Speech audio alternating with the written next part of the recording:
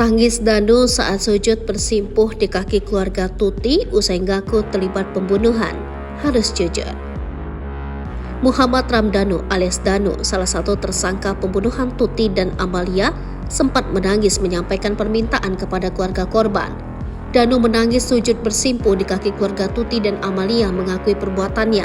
Momen tersebut diabadikan oleh keluarga Tuti yang saat itu bertemu dengan Danu sebelum menyerahkan diri.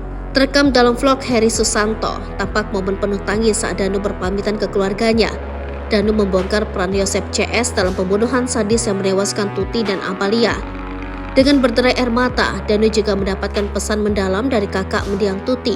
Yeti, kakak kandung Tuti sekaligus uwa Amalia, berpesan agar Danu berani berbicara fakta di depan penyidik.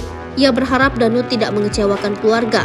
Danu di sana terus terang aja, terus terang, jujur, percaya diri, jangan sampai mengecewakan ya, jujur, ujar Yeti. Selain Yeti, kakak kandung Tuti yang lain, Lilis juga mengungkap pesan dan nasihat untuk Danu.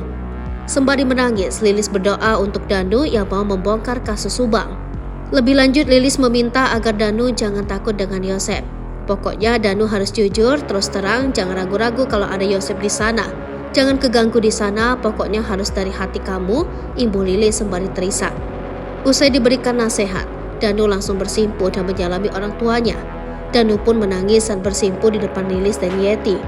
Terekam dalam vlog Heri Susanto, tampak momen penuh tangis saat Danu berpamitan ke keluarganya. Ayah angkat Danu tampak mengurai nasihat mendalam untuk salah satu tersangka kasus Subang itu.